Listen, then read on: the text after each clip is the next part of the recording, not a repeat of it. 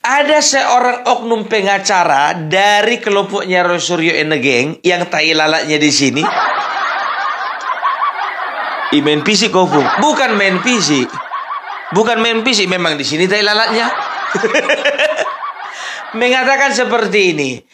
Kalau Joko Widodo melapor kepada kepolisian, itu artinya Joko Widodo masuk ke dalam jebakan kami. Artinya Joko Widodo harus menunjukkan ijazah palsunya kepada polisi. Lapet. Kalau misalnya pihak kepolisian menyatakan seperti itu masih nyambung. Kok jadi kalian yang ngaku-ngaku bikin jebakan? Bapak Jokowi nunjukkan ijazah kepada kepolisian. Kan begitu. Tapi ngakunya kalian, Joko Widodo masuk ke jebakan kalian. Maksudnya apa? Dari struktur bahasamu aja nggak jelas. Ya kan? Nggak ada nyambungnya gitu loh. Pantaslah kawan ini nggak laku. Halo guys, ketemu lagi dengan saya di Analisis Sengit. Di channel ini kita akan mereaksi isu-isu perpolitikan tanah air terhangat dan terkini. Seperti biasa, saya akan mengajak kalian menyimak video dari seorang pakar pengamat politik dunia maya terkeren abad ini. Siapa lagi kalau bukan Opung Parbelak? Selain ulasannya daging semua, juga sangat koclak dan dijamin mengocok perut kita semua. Sangat cocok ditonton oleh kita semua yang penat setelah seharian bekerja. Tonton hingga habis ya guys. Karena ulasan dari saya akan saya sajikan di bagian belakang video. Jadi, mari kita saksikan dulu videonya hingga usai, baru kita ulas bareng-bareng di bagian belakang. Jangan lupa tulis pendapat kalian di kolom komentar. Nah, membahas apakah Opung kali ini? Mari kita simak saja bareng-bareng videonya. Ini dia. Ada seorang oknum pengacara dari kelompoknya Roy Suryo and the Gang yang tai lalatnya di sini.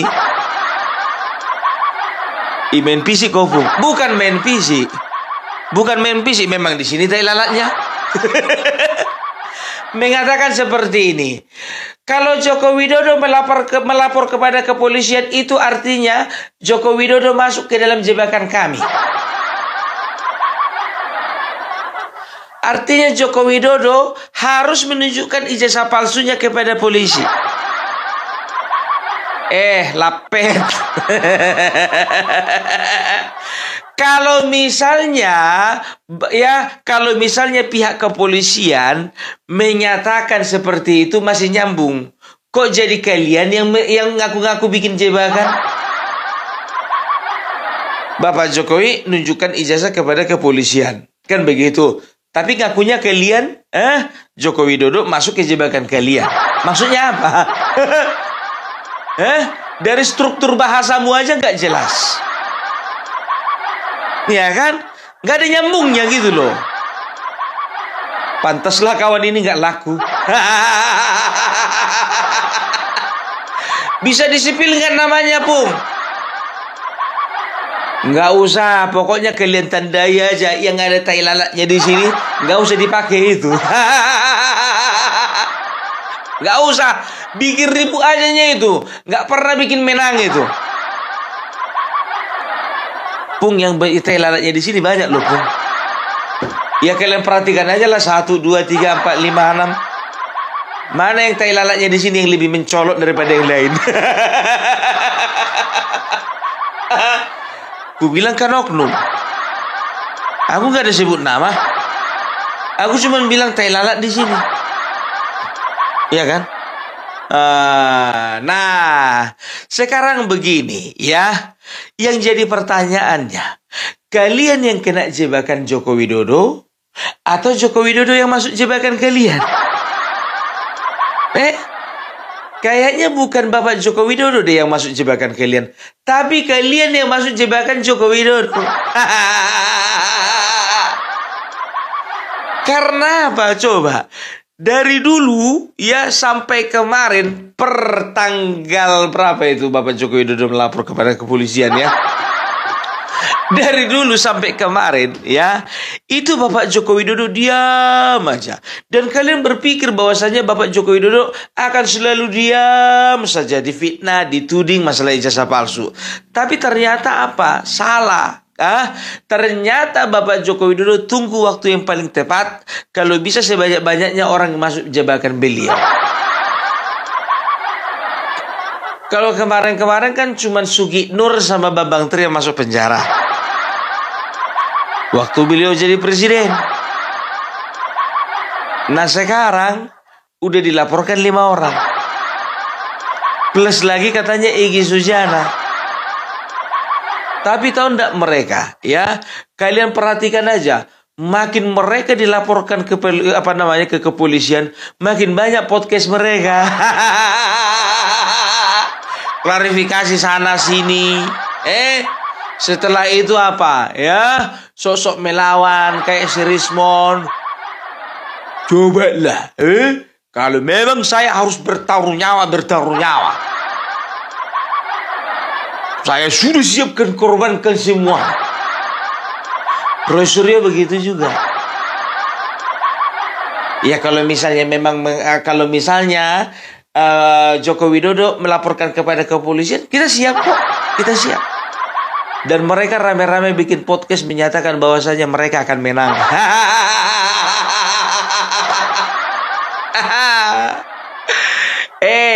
Nanti kalau misalnya ku ajak kalian taruhan 500.000 aja, kurasa kalian takut itu. Nggak usah 500 miliar, nggak usah. Nggak ada uangku segitu. Respon, taruhan dulu kita 500.000. Ayo. Kenapa harus pakai taruhan-taruhan, Pung? Taruhan kita, nggak bakal menang kalian. Itu dia sekarang begini. Kalau bicara tentang ijazah, ya, kepalsuan atau keaslian sebuah ijazah, ya, ini kan berbicara tentang ada institusi yang mengeluarkan ijazah tersebut. Ijazah itu kan lambang, ya, itu adalah sebuah simbol pengakuan dari sebuah institusi terhadap personal kita, ya, yang menyatakan bahwasanya, ya, kita itu sudah memiliki kualifikasi terhadap sebuah bidang. Kan begitu, ya. Jadi kalau bisa dikatakan, ya, ini adalah sebuah sebuah dokumentasi pribadi yang memang betul-betul sangat berhati-hati kita mempergunakannya, ya. Sedangkan untuk, ingat ini ya, untuk kita mau mencalonkan diri atau misalnya mendaftar atau melamar menjadi pegawai negeri sipil, ya, itu verifikasi administrasinya itu bukan main ketatnya. Apalagi presiden kalapa. Ngerti? Makanya aku bilang ya dari kemarin, Indonesia ini satu-satunya negara anggota PBB di mana orang-orang bodoh berkumpul menanyakan ijazah dari presiden. Jadi maklumi aja lah, ya kan? Mereka itu kan bodoh tapi merasa pintar. Mereka lemah merasa kuat. Mereka sedikit tapi merasa banyak. Itu dia, ya. Udah dibilang manusia-manusia seperti ini, ya, kalian harus telaah dan kalian harus analisa. Siapa sih di belakang mereka?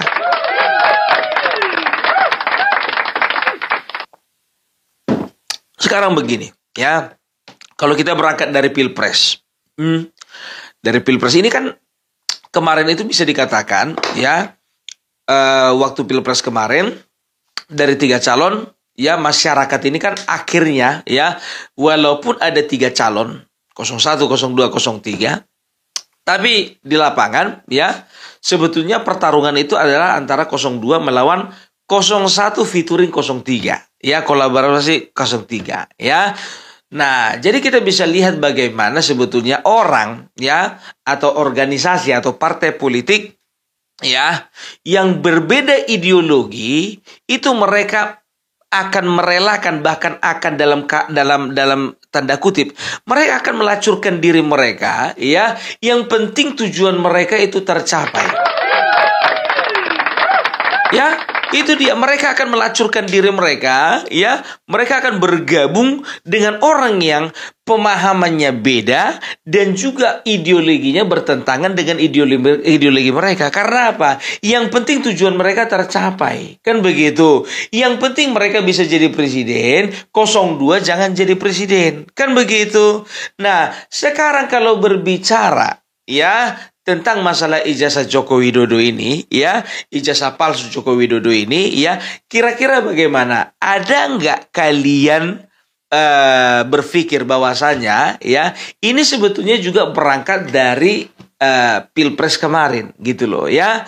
Sekarang kan kita udah tahu, ya, orang-orang yang menuding Bapak Joko Widodo itu ijazahnya palsu, itu kan dari RT 24. Kan begitu. Kalian ada kecurigaan nggak sebetulnya? Di belakang RT 24 ini ada RT 16. Ya? Curiga nggak? Gitu loh. Dah, ini konyolnya. Ya, konyolnya. Yang lebih besar mau dipengaruhi yang lebih kecil. Baru ini ada RW diintervensi sama RT. Di mana-mana yang lebih besar mengintervensi yang lebih rendah, yang lebih kecil.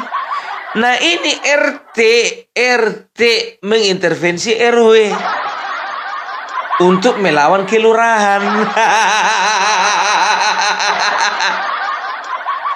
Kalian ada kecurigaan ke situ nggak? Kalau aku curiga gitu loh.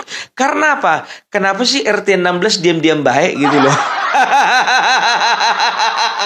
Kok nggak ikutan ribut? Hah? Karena apa? Karena mereka tahu, ya kan, tugas dan juga tugas dan pekerjaan tangan mereka sudah ada yang menghandle. Kan begitu, ya kan? Kenapa nggak mungkin, ya? Kenapa nggak mungkin kolaborasi masalah tudingan ijazah palsu? Ya kan? Sementara kemarin waktu Pilpres dan juga Pilkada mereka bisa kok gabung, kan begitu? Itu, ya, baru kecurigaanku yang berikutnya, ya. Kenapa mereka tidak menuntut PDIP sebagai partai pengusung Joko Widodo mulai dari wali kota, gubernur dan juga presiden? Coba, ya. Sekarang kutanya dulu sama kalian, ya. Coba. Harusnya mereka bukan hanya menuntut Bapak Joko Widodo, tapi mereka juga harus mempertanyakan kepada PDIP, ya, kenapa kalau memang Bapak Joko Widodo palsu ijazahnya, kenapa tidak diverifikasi secara ketat dan juga kenapa bisa kecolongan 5 kali? Coba, ya, sampai sekarang kutunggu-tunggu, yang mempertanyakan ijazah palsu, nggak ada nanya sama orang PDIP. Nggak ada, coba, ya. Maunya mereka itu rame-rame dong, geruduk dong itu kantor PDIP. Ini Rizal Fadil, biar tahu kalian, beredar videonya mereka bikin pengaduan ke DPD, Dewan Perwakilan Daerah. Aku masih ingat kemarin beberapa waktu yang lalu, ya, kelompok yang sama juga, ya, waktu ada isu adili Jokowi, waktu Bapak Joko Widodo masih memerintah, menjabat sebagai presiden, ya, mereka juga bikin hearing gitu loh, ya. Mereka itu juga bikin seperti dibilang sebetulnya diskusi doang sih, nggak ada yang terlalu penting.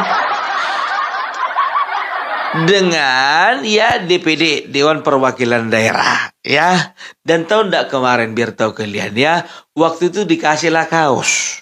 Dikasih kaos, ya, ada bahasanya di kaos itu adili Jokowi. Padahal anggota DPD itu, ya, diberikan kaos, dipoto, ya kan, ternyata ada tulisan adili Jokowi. Ketika dikonfirmasi oleh wartawan, datang ketua DPD itu, kami nggak tahu kalau ada tulisan itu. Karena apa? Begitu mereka beginikan bajunya itu, ya kan? Mereka mereka seolah-olah memfitting baju, bukan memfitting sih, mengepaskan bajunya itu begini gitu kan, kaosnya itu, ya. Itu anggota DPD nggak lihat dulu begini. Makanya kaget ada pemberitaan DPD Ya, ada pemberitaan DPD mendukung untuk adili Jokowi. Setelah konfirmasi, kita nggak tahu loh ada baju seperti itu. Kita juga baru perhatikan. Ternyata tulisannya ada adili Jokowi.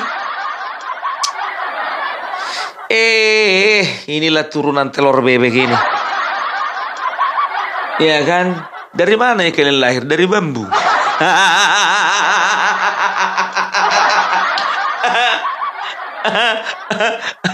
Aduh. Sekarang lapor lagi ke DPD. Kurasa contohnya kalau misalnya orang ini bawa baju lagi, orang-orang di DPD ini, ya bapak-bapak yang DPD dikasih baju lagi, kurasa nggak mau lagi itu, nggak mau lagi itu, nggak mau terjebak. Ya kalau terima pengaduan sih sebetulnya sah-sah saja kan begitu. Sekarang begini, kutanya dulu sama kalian ya kan. Kalau memang kalian bikin pengaduan, kenapa ke DPD? Kenapa enggak ke Mahkamah Konstitusi? Kenapa enggak langsung ke MPR? Dan juga ini jujur aja aku bilang sama kalian ya kan. Kalau mereka itu membuat tudingan atau fitnahan ya tentang ijazah Bapak Joko Widodo yang palsu ya kan, harusnya yang mereka geruduk itu kan MPR, setelah itu MK, setelah itu KPU. Sekarang aku tanya dulu sama kalian, ada nggak mereka mendatangi KPU satu persatu? Ada nggak mereka datangi KPU Solo, Surakarta? Ada nggak mereka datangi KPU Jakarta, KPU Provinsi? Ada nggak mereka datangi KPU Pusat? Oke, setelah KPU, ada nggak mereka datang ke Bawaslu? Nggak ada kan? Makanya aku bilang ya, sekarang dari semua tudingan fitnahan orang ini semuanya ya, orang ini hanya keluar-keluar di media tanpa ada membuat laporan dari institusi yang terkait dan berwenang. Coba, ya kan, di sini pun juga sebetulnya kita itu ya bisa menilai sebetulnya mereka ini cuma cari rusuh, cari ribut gitu loh ya. Mereka nggak ada. Kalau bisa dibilang sebetulnya nggak ada keseriusan mereka. Ya, mereka itu membuat sebuah tindakan itu sudah terukur. Kira-kira bagaimana? Ditolak atau diterima? Mereka pergi ke UGM, kan begitu. Artinya apa? Mereka sudah tahu bahwasanya UGM itu akan menerima kedatangan mereka. Hanya sekedar menerima kedatangan. Ternyata berkas-berkas ya itu tidak mau ditunjukkan oleh UGM. Nah, ke rumah Bapak Joko Widodo, ya kan? Kenapa mereka nggak pergi? Egy Sujana, Roy Suryo, Tifa, setelah itu Rismond. Karena mereka sudah ukur gitu loh. Bahwasanya apa? Bahwasanya Bapak Joko Widodo itu nggak akan pernah menunjukkan ijazahnya itu gitu loh. Nah, kenapa? Yang jadi pertanyaan, kenapa Tifa, setelah itu Roy Suryo, setelah itu Rismond, setelah itu Egy Sujana tidak berani datang ke rumah Bapak Joko Widodo? Egy Sujana pernah mengatakan di sebuah podcast, nggak tahu kenapa podcastnya itu mengatakan apa? Lawang kita sudah tahu kok, ya kita nggak bakalan diterima, makanya kita nggak pergi. Dari mana? Ya, dari mana tahu kalian itu nggak akan diterima? Buktinya Bapak Joko Widodo diterima juga si tua bangka itu. Memang kalian itu sedang men-setting bahwasanya bagaimana supaya ini tidak tuntas. Kerja kaliannya ini. Ya, bukan Bapak Joko Widodo. Bapak Joko Widodo sebetulnya maunya ini cepat selesai kan begitu. Tapi dari kalian yang enggak gitu loh. Maunya kalian itu terus saja kan begitu. Tapi Bapak Joko Widodo ini ya bisa dikatakan kesabarannya sudah mulai habis. Gitu ya. Tapi kalian itu ngerasa bahwa kalian itu bakalan menang di persidangan. Kok yakin kali kalian? Baru ini orang ya tukang fitnah yakin dia itu benar. Serius. Tapi memang betul ya kan, tukang fitnah itu kan merasa benar selalu kan. Iya, kalau nggak begitu nggak tukang fitnah namanya ya kan.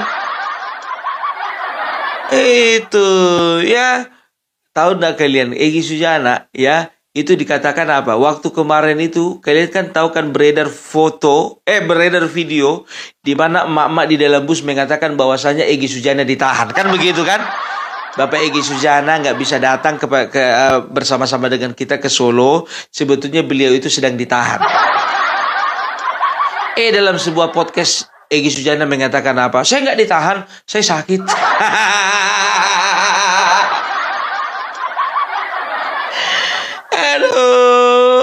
Aduh, kalah apa?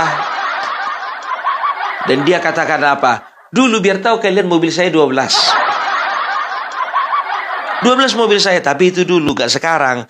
Gak tahu kenapa sekarang, semenjak saya melawan-lawan politik di bangsa ini, akhirnya habis satu-satu.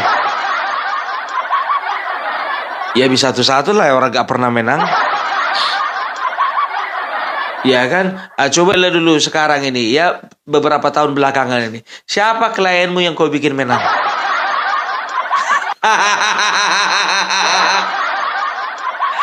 Udahlah ya, kalau pecundang memang begitu, teman-temannya harus pecundang. Tahu enggak kalian ya, 12 tahun yang lalu, waktu Bapak Joko Widodo itu jadi gubernur DKI Jakarta, ya, waktu itu pernah beliau itu ya menyambut kedatangan Roy Suryo. Waktu itu Roy Suryo menjadi Menteri Pemuda dan Olahraga. Masih ingat aku? Ya, masih ada filenya sama aku. Ya, ada itu di YouTube itu ya. Joko Widodo menerima kedatangan Menpora Roy Suryo. Waktu itu Bapak Joko Widodo jadi gubernur, kan begitu? Ya, Roy Suryo agak di atas, dia jadi menteri. Akhirnya, ya roda kehidupan itu berputar. Bapak Joko Widodo jadi presiden, nah Roy Suryo nggak jadi apa-apa.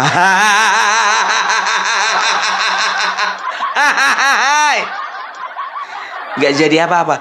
Coba perhatikan kalian dulu ya. Kalian tengok dulu Dokter Tipa, ya kan? Kalau memang dia menjadi dokter yang berprestasi, ya kalau memang dia seorang dokter yang berprestasi, ngapain dia ikut-ikutan masalah-masalah politik? Otomatis dia itu akan disibukkan dengan pasien-pasiennya, disibukkan dengan eksperimen-eksperimen medis, disibukkan dengan penelitian-penelitian. Itu seorang dokter kalau memang berprestasi. Nah, ini kan kelihatan sekali sebetulnya dia itu sedang mengkhianati profesinya sebagai seorang dokter. Dokter apa sih kau? Kira-kira masih ada nggak orang yang mau berobat sama kamu? Gitu loh, ya kan? Roy Suryo begitu juga, ya katanya pakar telematika, kan begitu. Nah, sedangkan Rismon sendiri mengatakan bahwasanya si Roy Suryo ini ngambil S2-nya aja itu bagian kesehatan.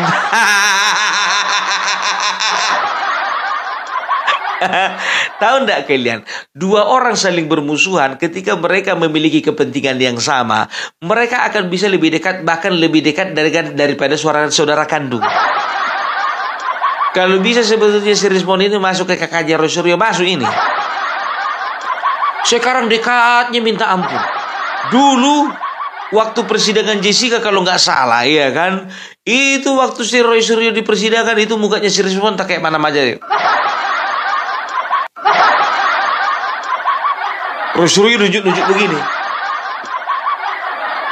Kan begitu, ya bersiteru orang ini gitu, ya kan?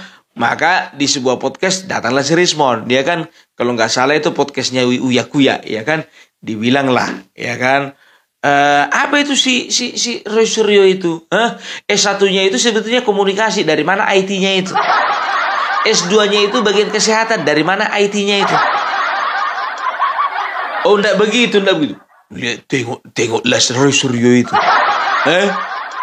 Dari mana itu dapat IT-nya itu, pakar IT-nya itu? Memang televisi ini selalu melebih-lebihkan. S1-nya saja itu ilmu komunikasi. S2-nya ngambil ilmu kesehatan. Kan dipertanyakan itu ahli IT-nya itu dari mana? Kira-kira seperti itulah. Gitu dia. Ya, jadi bisa kita katakan ya, ini orang-orang yang gak berprestasi ngumpul. Begitu juga Rismond, ya. Semenjak 2 kali dia dihadirkan di persidangan, ya, dan kesaksiannya tidak dipakai, tidak diakui, ya. Disitulah dia semakin sakit hati. Ya, di situ dia semakin sakit hati karena dia merasa bahwasanya martabat dari ilmunya, kemarwahan daripada ilmunya itu seolah-olah disepelekan. Akhirnya apa sekarang? Gak ada yang make. Kalau memang sebetulnya Rismond ini jujur aja ku bilang ya, sebetulnya ini orang dengan keahliannya, dengan skillnya, sebetulnya dia ini bisa lebih maksimal lagi gitu daripada ngurusin masalah Jokowi ini. Kurasa ini di tengah jalan ini agak nyesal ini kan begitu. Kok jadi goblok kali lah aku pikirnya gitu kan. Mau lah aku ikutin orang ini kan begitu. Karena dia tuh sebetulnya sedang menghancurkan dirinya sendiri gitu loh. Ya paling enggak ya kalau manusia-manusia kayak gini kan paling ujung-ujungnya jadi dosen. Rosario jadi dosen. Rocky Gerung jadi dosen. Ya kan? Karena apa? Nggak bisa lagi berbuat apa-apa di luaran sana. Rizal Fadila sebagai apa rupanya kalian tengok itu? Ya kan begitu kan. Jadi bisa dikatakan orang-orang ini adalah sebetulnya orang-orang yang tidak berprestasi, yang berkumpul satu dengan lainnya menciptakan sebuah sensasi. Itu aja orang ini. Makanya aku bilang ya, mereka itu bikin keributan supaya apa? Supaya mereka itu disorot. Kan begitu. Mereka itu coba perhatikan kalian ya. Yang sorot dia itu bukan kebanyakan yang sorot mereka itu kebanyakan bukan TV nasional. Bukan, sudah aku perhatikan. Bukan TV nasional yang menyorot mereka. Ya, tapi channel-channel yang memang betul-betul berpihak kepada mereka atau sengaja diciptakan ya untuk sebagai corong dari mereka gitu loh. Perhatikan aja. Aku nggak perlu sebutkan satu-satu nama channelnya, nggak perlu. Kalian periksa aja, caranya gampang. Contohnya ya, ini bagi yang nggak paham, ya. Kalian tengok berita, contohnya betul-betul berita yang mengangkat, ya, atau mempromosikan mereka-mereka ini. Buka aja channelnya. Kalau kebanyakan semuanya yang mempromosikan, memang betul-betul itu adalah channel yang berpihak kepada mereka atau channel yang mereka sengaja mereka ciptakan, kan begitu? Itu dia ya. Jadi kita berharap ya secepatnya persidangan digelar ya, supaya apa? Supaya udah gerah kita, udah malas kita sebetulnya, udah bosan kita. Begitu banyak yang mau kita bahas gitu loh ya. Jadi itulah dulu dari Opung Parbelak. Salam NKRI, NKRI harga mati.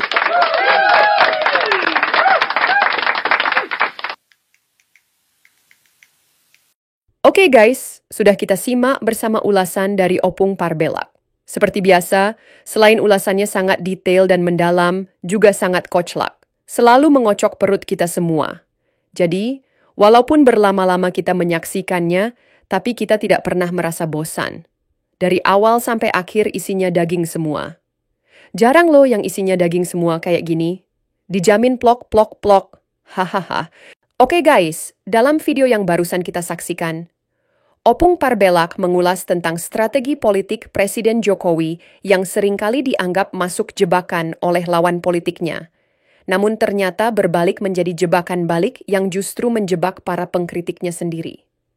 Dalam pembukaannya, Opung mengangkat isu yang ramai di media sosial dan perpolitikan nasional, yaitu anggapan bahwa Jokowi masuk ke dalam skenario besar untuk menjegal kepemimpinannya atau mencoreng reputasinya menjelang akhir masa jabatan.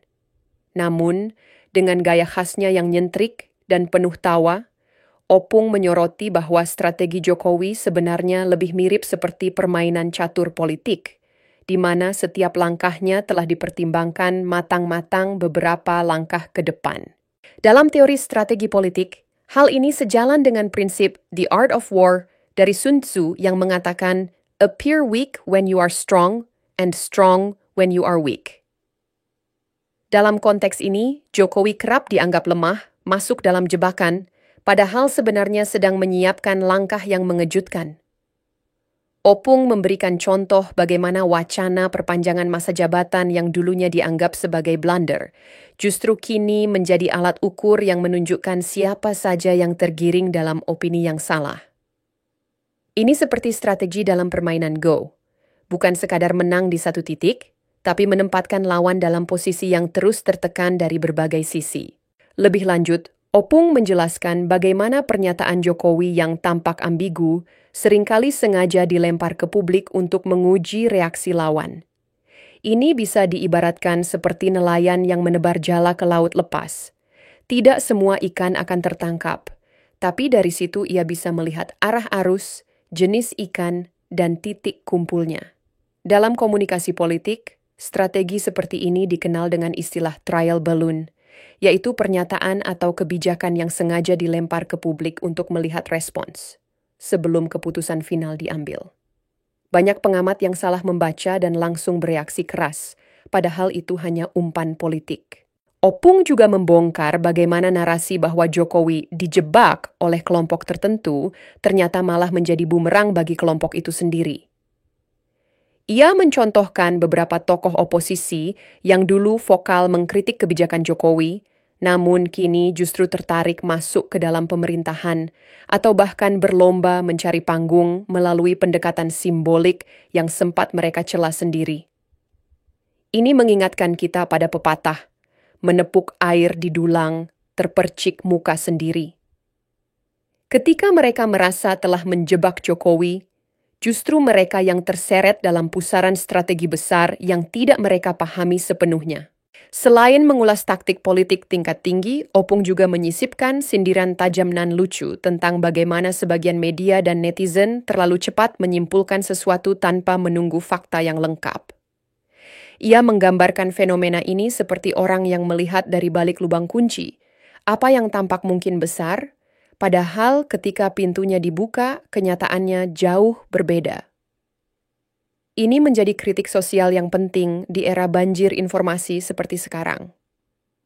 Dalam teori komunikasi, hal ini berkaitan erat dengan confirmation bias, yakni kecenderungan seseorang hanya menerima informasi yang menguatkan pendapatnya sendiri, tanpa bersedia membuka diri terhadap perspektif lain. Opung juga mengajak kita berpikir ulang tentang siapa sebenarnya yang memainkan peran penting dalam peta politik nasional. Dengan gaya belak-belakan, ia menyebut bahwa kadang-kadang yang paling banyak bicara justru paling sedikit pengaruhnya. Yang sunyi justru punya kuasa di balik layar. Ini mengingatkan kita pada analogi iceberg. Yang tampak di permukaan hanya sedikit, sedangkan bagian terbesar justru tersembunyi di bawah laut. Opung menyindir bahwa politik tidak melulu tentang sorotan kamera, tapi tentang posisi dan timing. Dalam bahasa Jawa ada ungkapan alon-alon waton kelakon, pelan-pelan asal sampai. Strategi Jokowi yang tampak kalem dan terkesan menghindari konfrontasi justru menunjukkan kedewasaan politik yang tinggi. Menariknya, Opung tidak hanya berbicara soal elit politik. Ia juga menyentil kita sebagai rakyat agar tidak mudah termakan isu dan harus lebih cerdas dalam membaca pergerakan politik nasional. Ia menyarankan agar kita lebih rajin berpikir 2 atau 3 langkah ke depan. Jangan mau jadi pion yang gampang digerakkan hanya karena 1-2 narasi yang viral. Dalam dunia catur, pion memang terlihat kecil, tapi bila diarahkan dengan baik, bisa menjadi ratu. Begitu juga rakyat, bila sadar peran dan cerdas menyikapi situasi, bisa menjadi penentu arah bangsa. Opung menutup dengan pesan agar kita tidak terjebak dalam emosi atau fanatisme sempit. Dalam politik, yang abadi bukanlah kawan atau lawan, tapi kepentingan. Maka bijaklah menyikapi peristiwa. Jangan sampai kita terjebak dalam drama-drama politik yang ternyata cuman pengalihan isu. Kata Opung, kalau kita terlalu fokus pada yang di layar, kita nggak sadar siapa yang mengatur di balik layar. Sebuah pesan yang dalam dan perlu kita renungkan bersama. Bagaimana menurut kalian? Setuju nggak dengan apa yang disampaikan Opung? Silakan tulis pendapat kalian di kolom komentar. Oke, demikian dulu nonton bareng bersama kami dan sedikit ulasan di bagian belakangnya. Jangan lupa terus ikuti kami dengan cara klik subscribe, like, dan share. Kita jumpa lagi di konten-konten berikutnya. Salam akal sehat.